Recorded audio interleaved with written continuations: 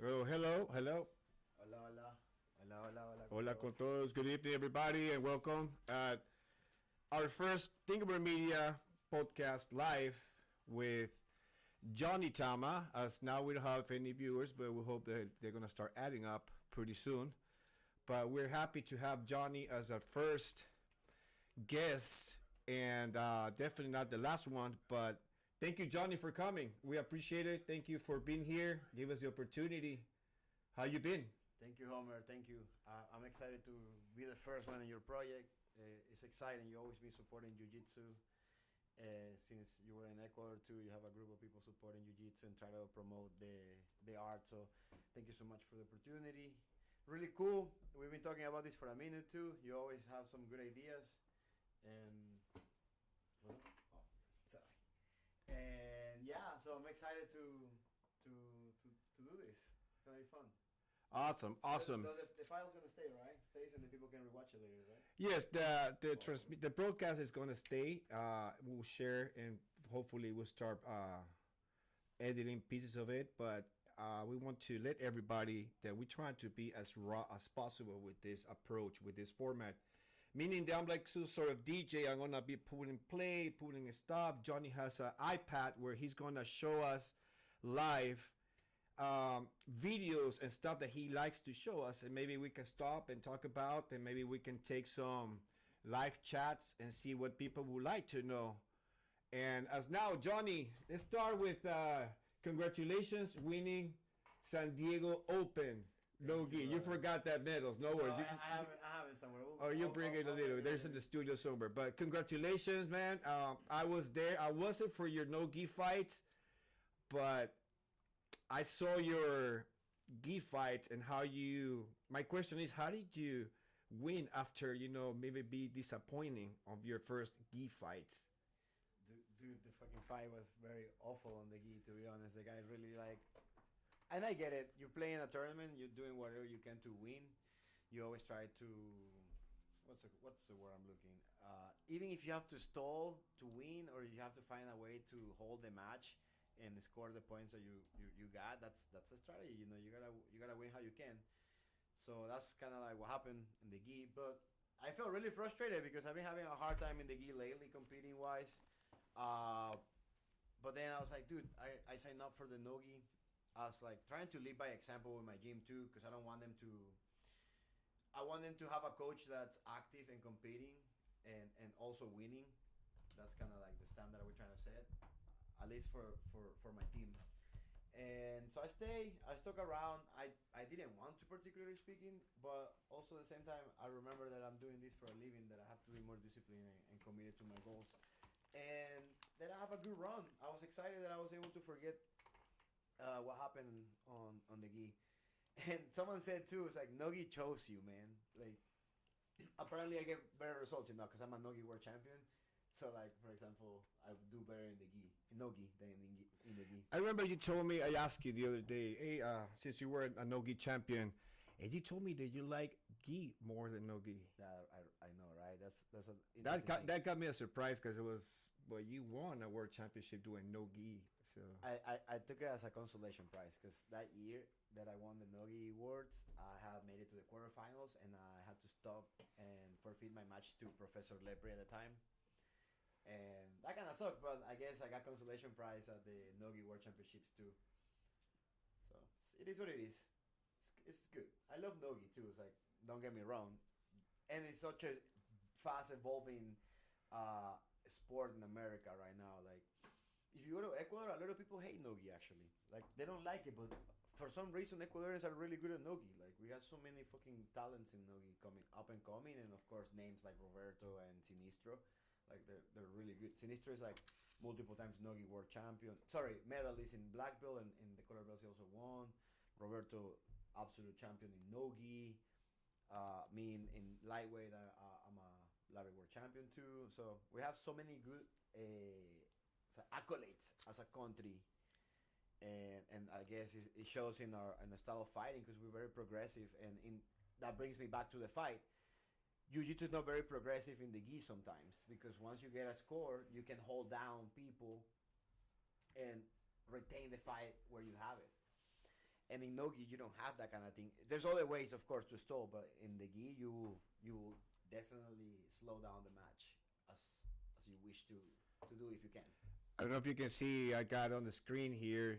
Uh, some shots we took at the San Diego Open. There's you walking around, and I remember I asked you what song you were listening to. So I don't really listen to these guys much, but I don't know. At that moment they came out, I was listening to Foo Fighters.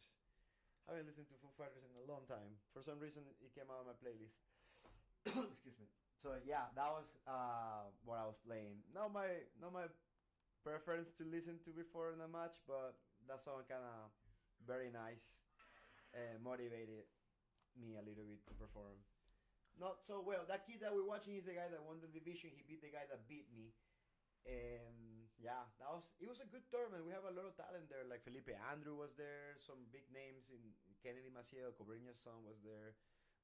A lot of like it's in San Diego, Southern California, and dude, there's so many names between LA and San Diego and Orange County. So many crazy names. Like and you're just chilling in an open, in a random open.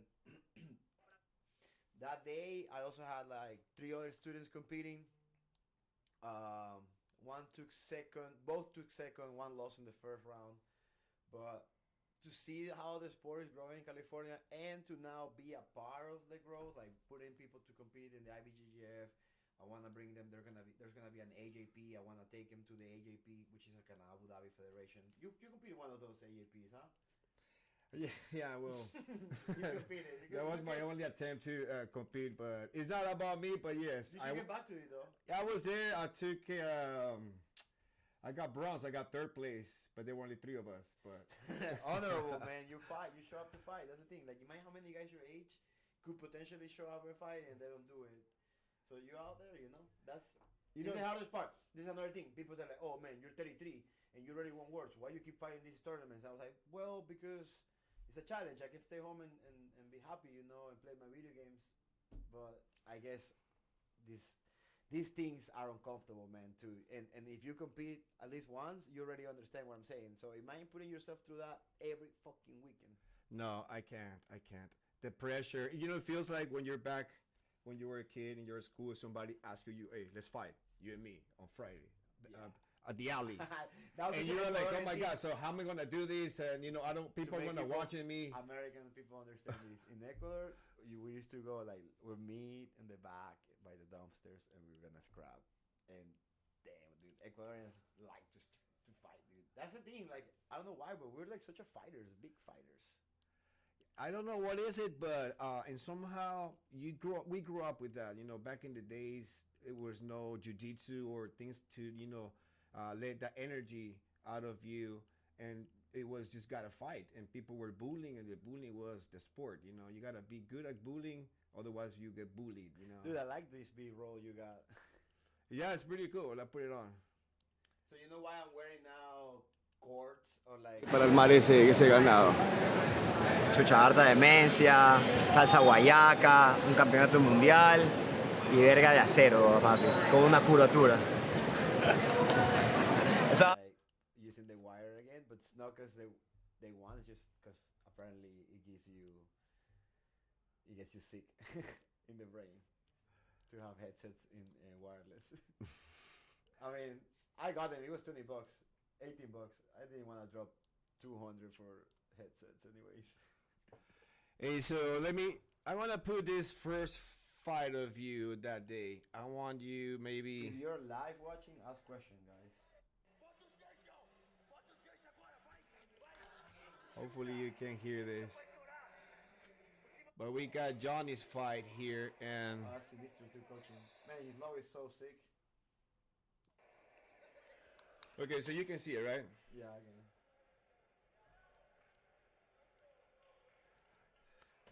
So this is the fight, the first Johnny fight. So maybe you want to throw some comments, what you see, what do you think, what was going on in your mind back then, in that moment. I mean, once you're fighting, I'm not really thinking anything. I just try to react or act.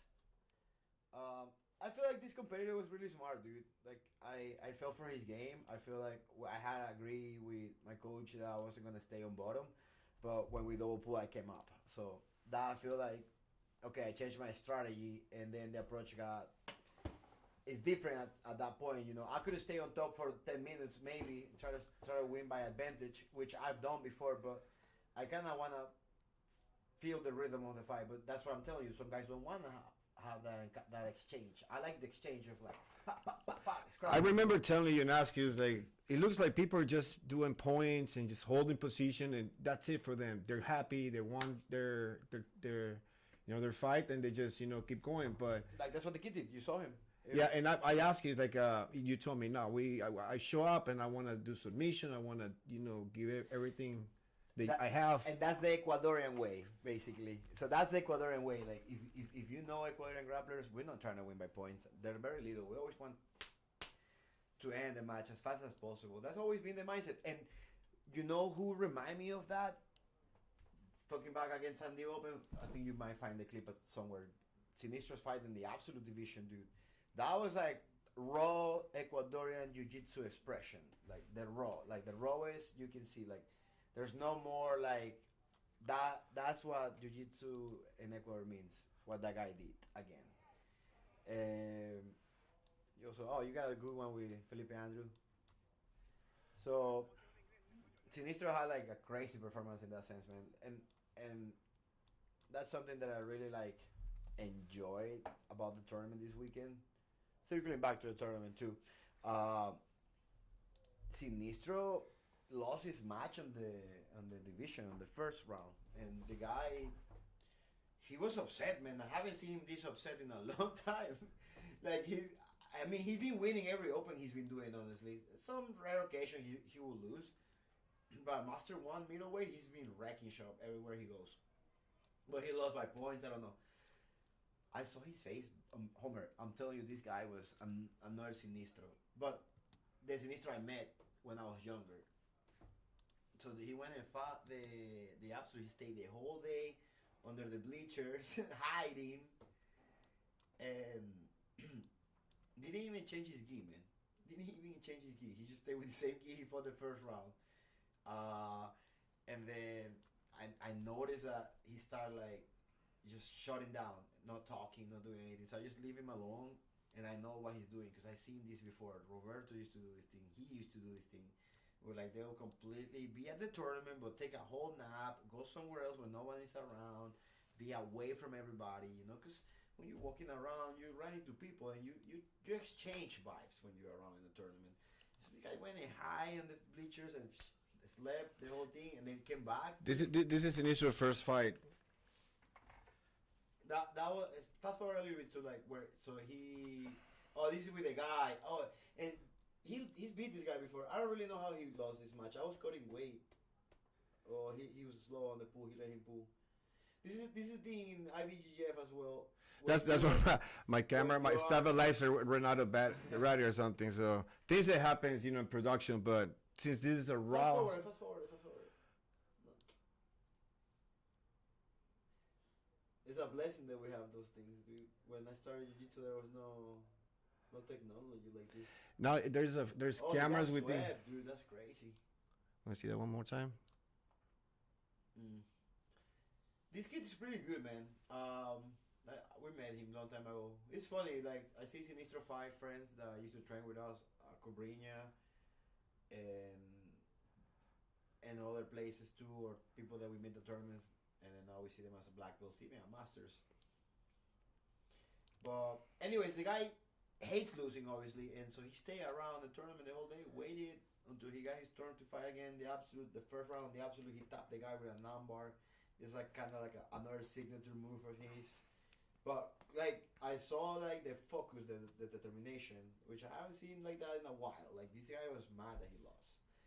And then for the finals, he fought a dude that we know of him because we used to be Team Alliance, and Fabio has been under Mario Reyes in Porto Alegre in Alliance for a long time. Then he moved to San Diego. He spent a time in the guy that he fought in the finals. He was in Ecuador for like months teaching classes. The one from the Absolute. Yeah, in the finals. Yeah, that guy was in Ecuador for a while teaching classes and stuff. Yeah.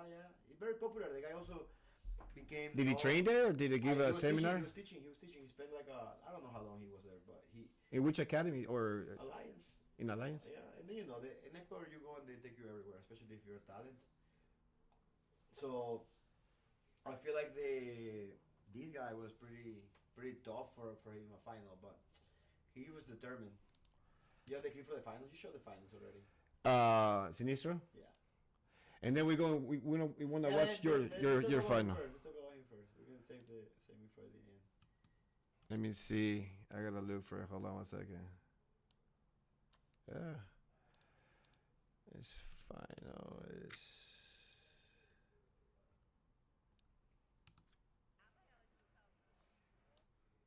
Oh, you wait, go back. You see this guy in the white gi? Hold on, let me give you some context. This guy in the white Okay, hold on. This guy in the white gi. Hold on 1 second. 250 pounds. This guy in the Oh, white. the guy in the white. Oh my god, bro, so big that motherfucker. He 250, and then he ended up fighting my boy. That it's 124. That little kid there in the Albania. I have a video of him. I have a video because as we were leaving, his fight was next. Let me see if I can find that. Dude, little sidetrack. Yeah, right there. Man. Look at that. Dude, He was they getting keep pushing smashed. the whole 7 minutes. He got tapped towards the end, man. But they keep putting a lot of hard look. That look took it to be Look, sick. oh my God, he went for that one, huh? Yeah, he lost it, man. But anyways, that was happening right in front of our eyes. What Sinistro was fighting to, and so, anyways, circling back to Sinistro, play his match. Okay, there he goes. Yeah. So we were waiting. One of the best things I feel like is the fact that he didn't pull guard. He just wanted to pass and go for a takedown and then ended up on the back. It's kind of not common to see in competition. That's the forward jiu-jitsu that we don't see. You know, like we were talking about, like the stalling, the thing. So this is what I like about Ecuadorian jiu-jitsu. That's why like people like me, Roberto, Sinis, Aurelia Bucaram too when he was fighting. Who else like has international accolades? Guevara too. Like we fight to win, man. Like that's the thing. Fight to win. We don't care about like advantages. We care about submitting. That's the Ecuadorian way, man. We don't fight for points. I mean, obviously, I feel like we will be so much better also if we play a lot more of a strategies. And so I don't know, but come on, fast forward. Show the fight, man. Come on, show the fight. Show the whole thing. Here it comes. There. There he goes. Dude, the guy saw like boom for the takedown. Nice counter by the guy, but then look, bro, he won the body look, and that was it. No one would take him off of the back at this point. Look, he got that collar grip too, and then collar grip climb into the seatbelt, put one hook. Second hook is gonna be a fight. I was asking for hooks, obviously, just trying to motivate him. He already knew what he gotta do, man. I You know what? One of the things that I really enjoyed this match is you being on the corner. You be so pumped up and stoked. I have to give And that energy. that thing, in somehow, I forgot to ask Sinis about that. Is that it somehow helps him? I'm pretty sure you can answer that. I don't know. You got ears, so in that moment you can't hear that, or it is in the back of your head. Sometimes it's good to have that voice, as a competitor telling you. Sometimes having that voice is asking you to do good, like to push you. It's amazing, man. Like sometimes it doesn't have to be. Some guys, there's two styles of coaches, three styles, I'll say. The guy that's the yelling loud one that disrupts the peace of the other athlete too, because his voice is so loud that you disrupt his peace. One. Two, the guy who will only be quiet and tell you, move to the left, careful with the sweep. You're up 1 point. You're up, you're down. 30 minutes. 3 minutes. That's the guy that and the pumping you guy up one, it's the best combo to have in a corner together. So obviously, good luck finding those two guys in the same place. And then there's the third version of a guy that can give you technical and give you that energy. So there's like the guy that has both, and then these two versions separate. I try to be the loud guy. I don't know if I'm giving the right instructions. I like to think I am, but that's a skill you have to develop over the years. I mean, Cine was somehow super stoked because he went and celebrate with you first. I mean, I'm his brother too, and we've been in this town for like, 9 years, and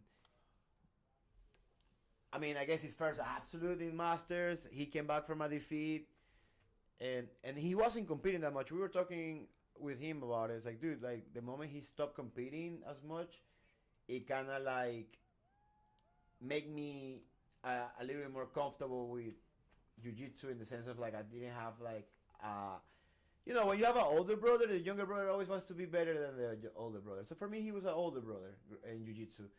And That's a nice shot seeing you guys together. Watching him win, dude, makes me really happy because I know how much he worked.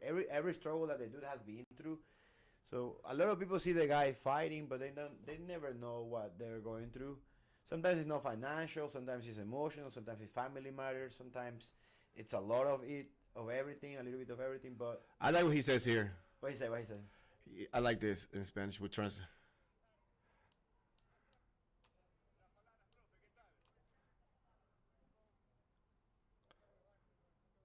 Yeah, you can't be afraid. You can't be afraid. You can't back down.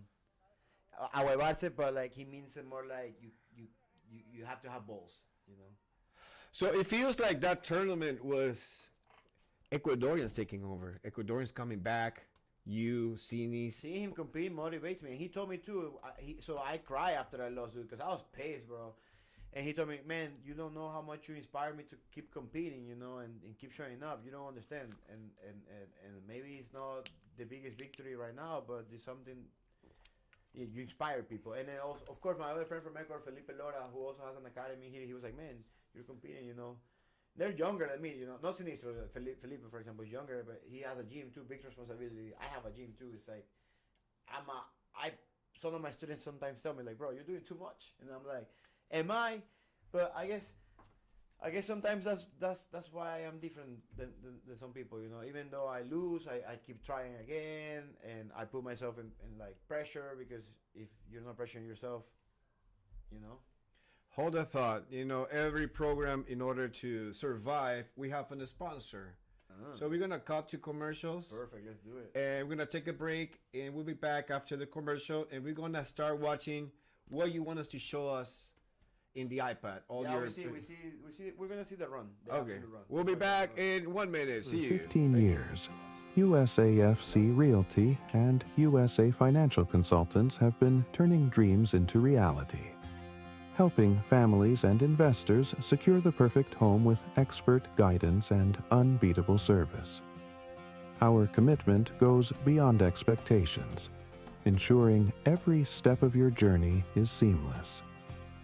With our online loan calculator, planning your future home is easier than ever. We search for the lowest APRs in the best neighborhoods, so you get the right home at the right price. From first-time buyers to those building a real estate portfolio, we're here to make every move the right one.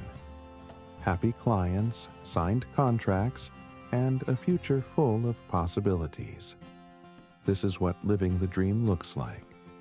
Whether it's finding your first home, refinancing, or learning how to flip properties, we're with you every step of the way.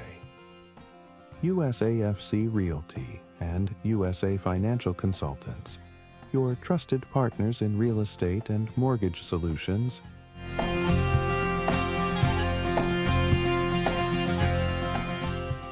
For over 15 years, USAFC Realty and USA Financial Consultants have been turning dreams into reality, helping families and investors secure the perfect home with expert.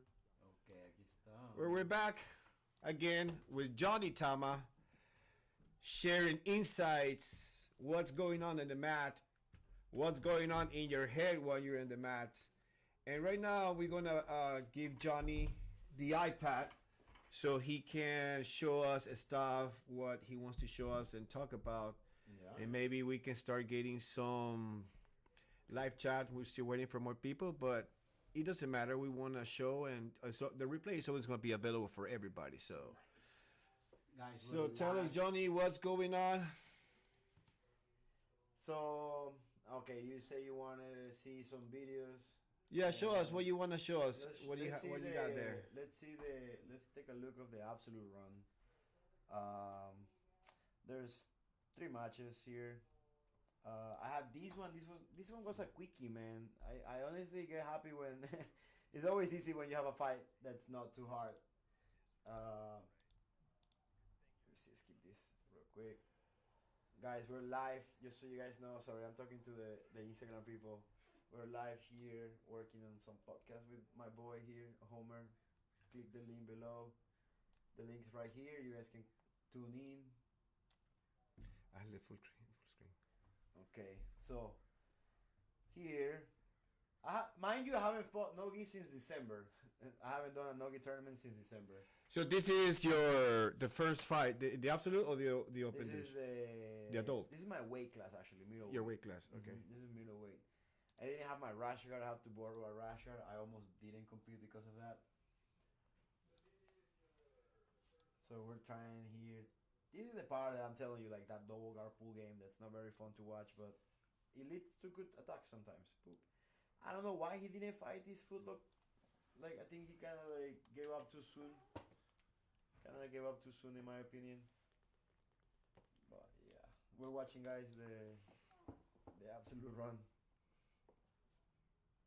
It's gonna be a quick footlock here. I mean, I don't know. There's a lot of things to say about a straight ankle lock. If you do it right, it hurts, you know. And I also feel like this kind of position leads into a worse leg lock. You know, like a straight ankle lock is the beginning of like a chain of attacks. The T, I do the T for Tama. But yeah, I'm very happy to be back competing Nogi.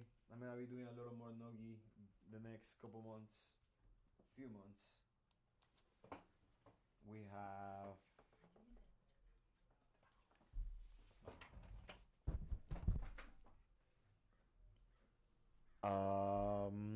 We're gonna see Joab Oliveira. This was the first round in the absolute. This guy was tough, man. This guy was a medium heavy, so very big and strong. I think he went to compete hurt because I was watching his matches in the gi and he asked for the tape in the middle of the match, but nothing happened to his arm. So I guess he just felt it again. This match is kind of, I guess, fun because there's a bunch of exchanges.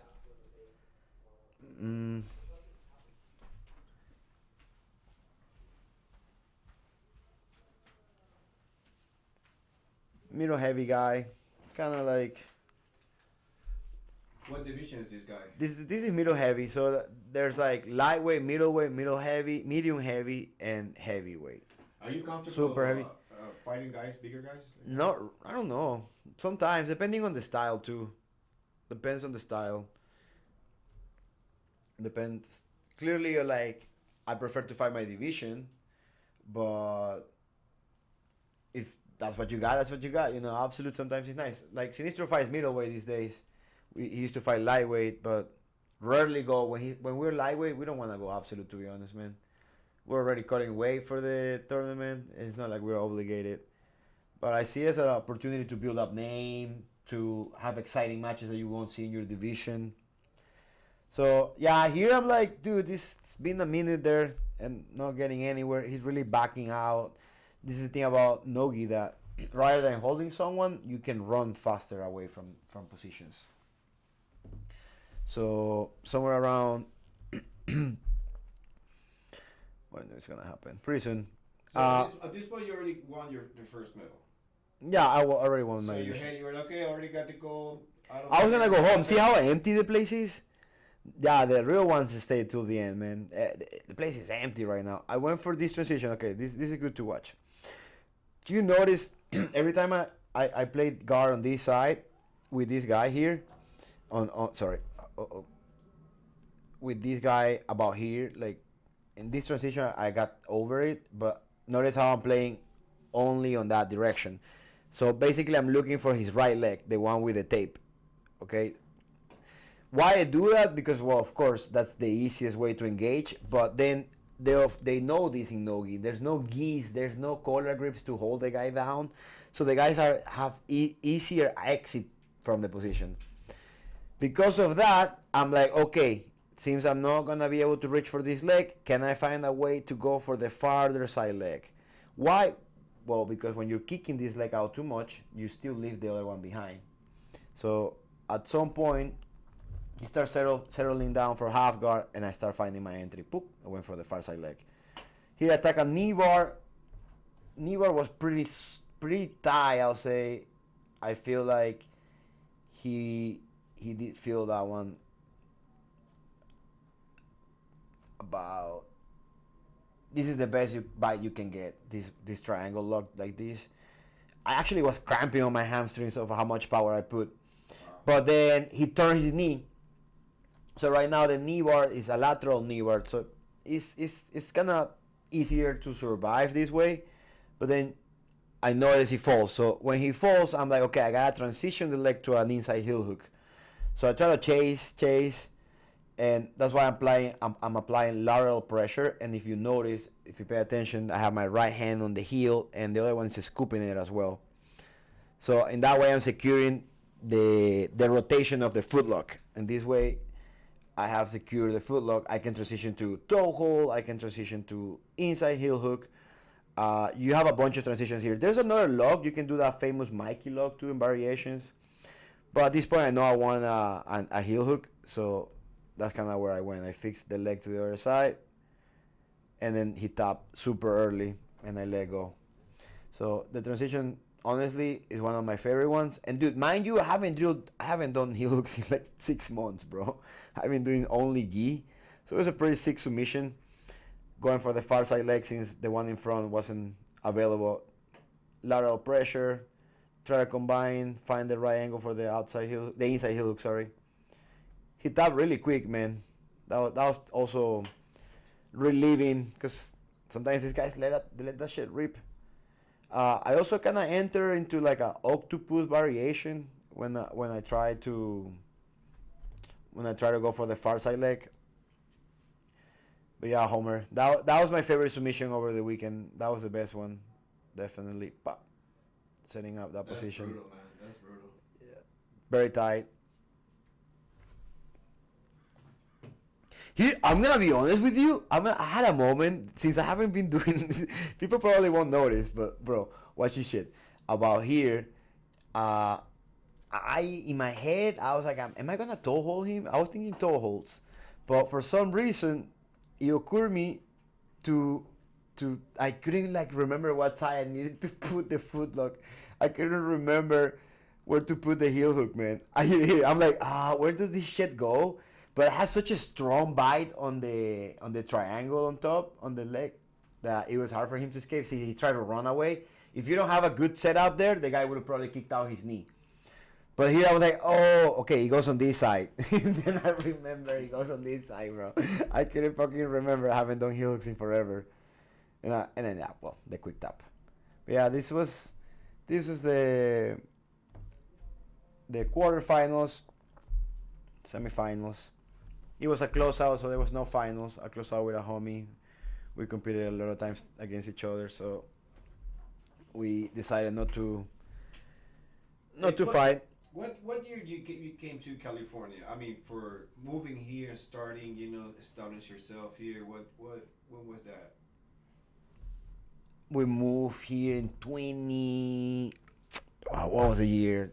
2013 was my first time. I already knew I wanted to be here. I just found out this place was sick, dude. And I mean, you live here for so many years. Yeah, I came here the first time. I kind of knew. I just didn't know how I was gonna stay. This match real quick is this guy is the champion of Roosterweight, and dude, what a scrapper! The kid was really tough. I had a hard time chasing him. That's the thing about Nogi too. If you're lighter, bigger people are a little bit easier because there's nothing to hold you to pull, in the sweat and the friction, etc. But yeah, 2015 with Sinistro, we moved. Well, he was already here, so I kind of followed him to train at Cobrinhas. That's how I started. And then, of course, living in LA, what an interesting place, What a trip to be in LA. What you like better, LA or San Diego? San Diego, of course. I've been in San Diego for 9 years now. So it's 11 plus since we came to California for the first time. And then, what's it called? 9 years in San Diego. And I mean, you also live in LA. Yeah, I don't So like LA. yeah, I don't like I mean, LA I either. love my family, my friends, but LA is a different beast, you know. But yeah, So going back to this story, I think I swept him. I just want to talk because this is a match actually. This is a match. So this sweep and that's it. Nothing else happened. The guy tried to play the game. Try to score, try to sweep me. That's a black ball too. So he tried to leg lock me here. Try to leg lock him back. Try to scramble there. Try to go like a bear trap. Then he ended up running away, giving me the sweep points. That was it. That was the match.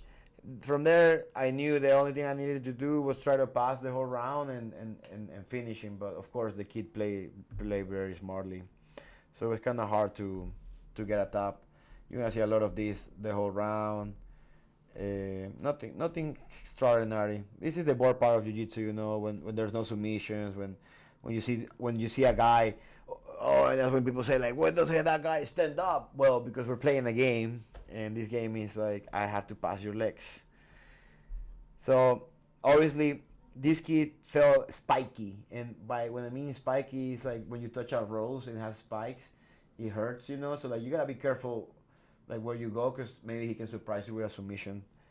Uh, no need to raise too much at this point. I almost hurt his neck here. I felt bad for the kid. I think it's this when I stack pass him. I'm not so sure if it's this one. But the guy was just playing on the edge here. Oh, his neck. You see his neck?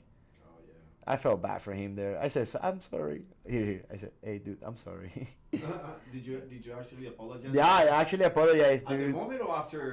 When he said stop, when the ref said stop, I said, I'm sorry. He said, it's okay. And then I knew it was fine. So I keep putting pressure, but it's hard to be no-gi on bottom losing 2-0, man. Especially with a skilled athlete. Wow, man. It's the kind of like, I lost so many matches on those 2-0s, like against talented athletes that I feel like I could tap him potentially, but because of the point system, it will get a little messed up. But yeah, this is a San Diego Open run. I mean, the guy was trying to race locking me. Real quick, hold on.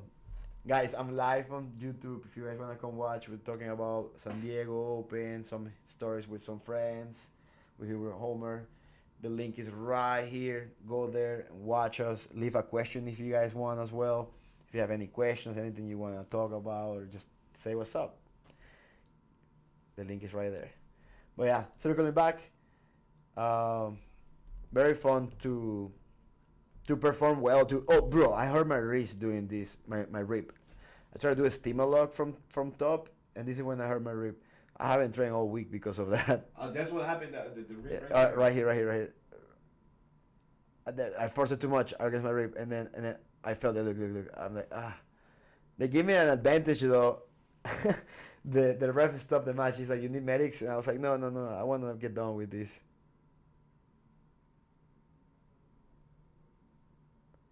Hey, what's up, guys? In the chat in Instagram, what's up, guys?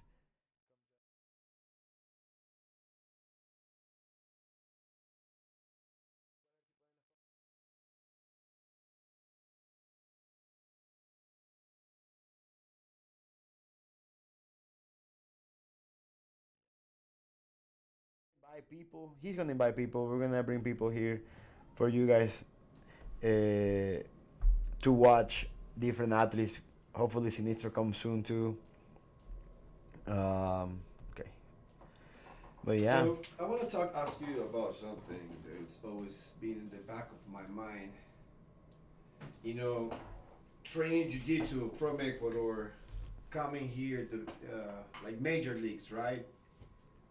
Was that scary for you? Were you trying to adjust it, or was not a problem for you at the beginning to be part of the local scene? Okay, so that was like another thing. Definitely was weird when we first moved. We didn't know anybody. I mean, we knew some guys and people, but definitely different community in California and in Ecuador. Obviously, they're not. We're far from each other. But no, I never felt different. I felt like a part of it because I was already coming and seeing my friend winning. So I knew we belonged to the level, if that's what you asked me. Now to the community, not really, but we start making our own name. this is the thing too. Like people, they in any field, you earn the respect in the battlefield, or like where in the workplace, or in the mat. So with me and Francisco, we just kept scrapping everywhere, man. And of course, then Roberto came after us because Roberto is like what 23, 24. Sinistro is 34. I'm about to be 34 Roberto too. Jimenez. Yeah. And so, yeah, we make our name like that, walking around, competing. Sinistro competed a lot in New York, competed a lot in Boston area. He lived in Miami Opens, a lot of tournaments like that. So I already felt like I belonged to the level. Obviously, to win at this level took me a lot of work, Homer. Like, there was no a point where like I was always winning. There's not, and even now, like I still lose a lot, but it's part. The level is high. People in America are very methodic in everything they do. So like because of how methodic they are, they improve better. There's so much knowledge. That's why Jiu-Jitsu after COVID it changed so much. So, I never felt a stranger to it. I also feel like Jiu-Jitsu people are very welcoming. This is another thing. Like if they know you're a black belt or a brown belt, they're always gonna like you. And you know this. If you're part of the community, you can't let your homie black belt, brown belt just be there. That guy has been training. He's been on the mat for a long time, not just from yesterday. And so how was that in COVID? Because I wasn't training jiu-jitsu. I started doing that right after COVID, but from being before COVID training, then you have to lock yourself in. You can't even be with somebody else close enough. It was weird at first because there was no knowledge of like the consequences. Did you ever train with a mask on? No, fuck no. I refuse, 100%. I will never do that. That was no. And to be honest, did you see somebody wearing a mask? Yeah, training rooms, yeah, sparring, yeah. But I laugh and dude, Jiu-Jitsu people are very conspiracy theorists. So motherfuckers, they weren't already believing any of the bullshit, so they were still like going places to train on the low key. It was weird though, because you didn't know if you were gonna get sick and die, type of deal. But it worked out. This is another thing. Fun fact, I was one of the first guys to fight a jiu-jitsu event when COVID happened. There was a fight to win tournament, right? You've been to a fight to win, right? You've been to fight to win, right? Yeah, I watched Sinis a couple of years ago. So. Yeah, so like fight to win used to be the biggest super fight platform in America for 5-6 years. They were dominating the scene in that sense. Real quick, guys, we're live on YouTube. Come check us out. The link is right here. But shit, I lost the train of thought. Where were we? No, we're talking about the fight to win, and I think you have a video of that, right? You have a fight. You won a fight to win. I won the belt, the 170 in Nogi. Do you got that video? Ooh. There's a video there somewhere. No. If you don't have it, it's okay, bro. I think I have it on Flow Grappling, but I'll have to log in, so we can save it for another time. That was a really good thing because that title I won it in LA, and so fun fact: the guy that I fought for that title, he's from LA, like born and raised, and I'm a guy that moved to LA to try to make it. So different kind of story. And then the guy came to beat me one time in San Diego, dude, when I was established in San Diego already. So they gave me the opportunity to compete against him again for the title in LA in front of his crowd. I heel hook him like, I don't know, under 2 minutes or something like that. And the guy retired from competing after that. So it was kind of bittersweet because I respected the guy, but sweet because I win. Sad because he retired from that instead of coming back. You never had the chance to do another fight to win? After that, no, they changed. So, dude, this is something fucked up that happened. And I mean, we're gonna throw some stuff. The guys from Flow Grappling learned the system from fight to win. Little by little, got the connections, everything, learned the production, learned how to do the thing, and then created their own event. Who's number one? And then that killed fight to win, because this is another thing. If you're a black belt ranked under Flow Grappling and you're fighting events that are sponsored by Flow Grappling, they will pay you a little bit, not sustainable amounts, just fucking coins for rich people, like 1,500, 2,500, 3,500. I mean, I guess 10 G's is what Gordon Ryan is to make to show up, but that's Gordon Ryan, you know. Maybe more, who knows. But at a time, Seth was paying us good, getting supported through Flow Grappling, being ranked. And then they discarded him. They discarded him, bro.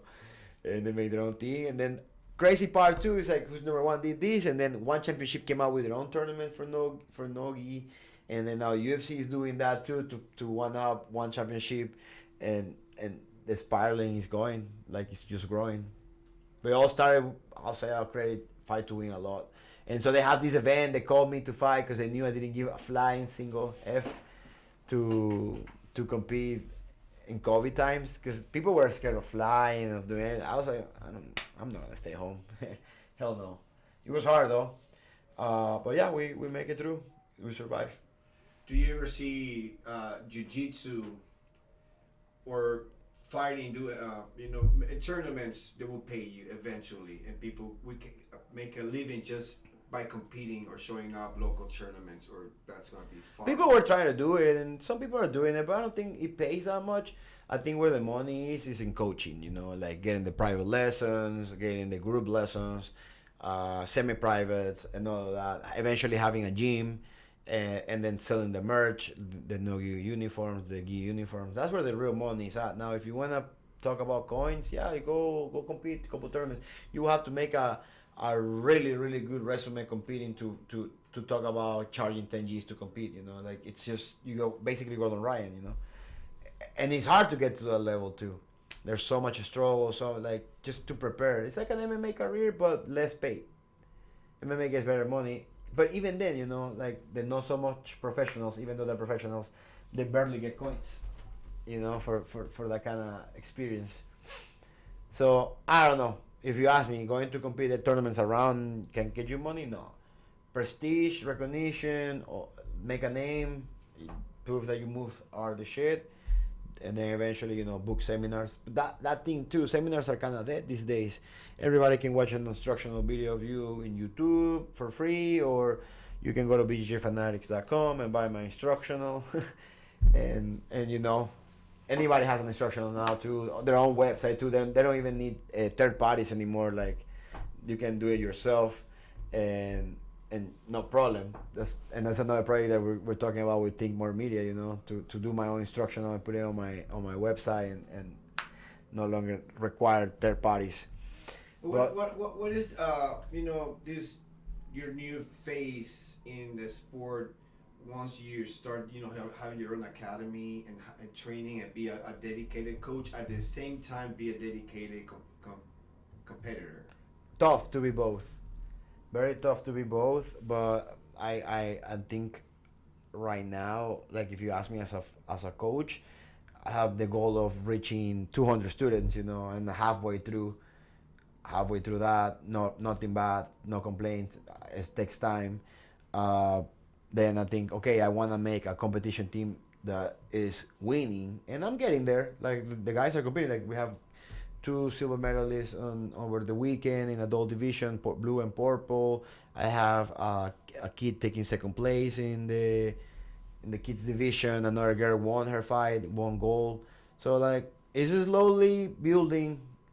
But as a coach, that's my goal. Now as a competitor, I want to be winning world championships again, and that to inspire my students too, as a, you know, in indirectly way that I'm a competitor, inspire the guys who are coached by me too. And I live by example. That's why I stayed the whole day in the San Diego Open. I was like, you know what, fuck, I'm not gonna go home and play video games. I'm gonna go get my double goal. That was my first double goal as a black belt too. Last time I double goal I was a brown belt, and that was 9 years ago plus. So now we got the Worlds coming, right, in Vegas. Yeah, end of the year. Are we going? Are Master Worlds, we're gonna Master go. Worlds. Master Worlds, we're gonna have Master Worlds. We're gonna have Pan Am's no-gi. We're gonna have no-gi Worlds too. And Sinistra's gonna go to Master Worlds too. So we'll see if we can bring Think More Media to make more content. That would be pretty sick. We'll be stoked to be there. Always. So you're preparing. What's your training? Because it looks like you're in tournaments constantly. So you always training just to be in shape, or you train for certain tournaments? Do you okay? This is the world master worlds. I gotta Well, train this they way. always have like Panams, Worlds, and then now I think Nogi Worlds, Nogi Pens, and then in the middle now I can add Master Worlds now that I'm a master. So I think about I prepare around those tournaments, and then whatever comes around like super fights and stuff. That's the thing too. It's kind of hard to get super fights when you're coaching all the time too.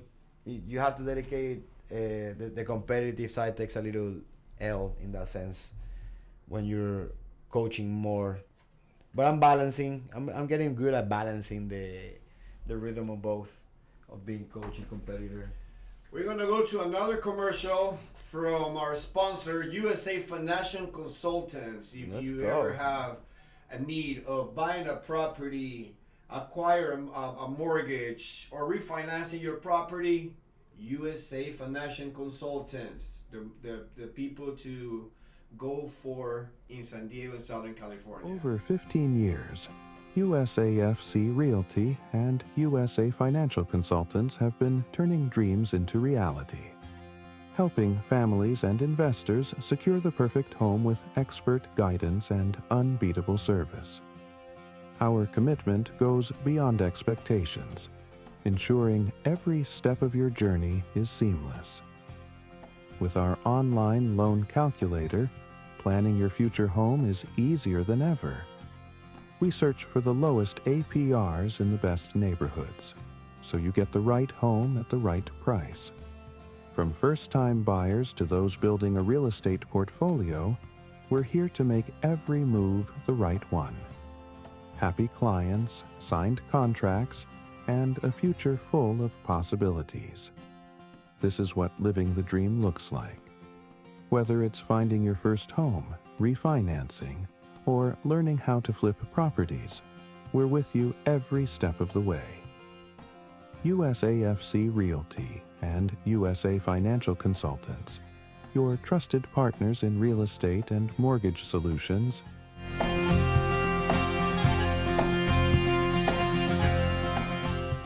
For over 15 years, USAFC Realty and USA Financial Consultants have been turning dreams into reality, helping families and investors secure the perfect home with expert guidance and unbeatable service.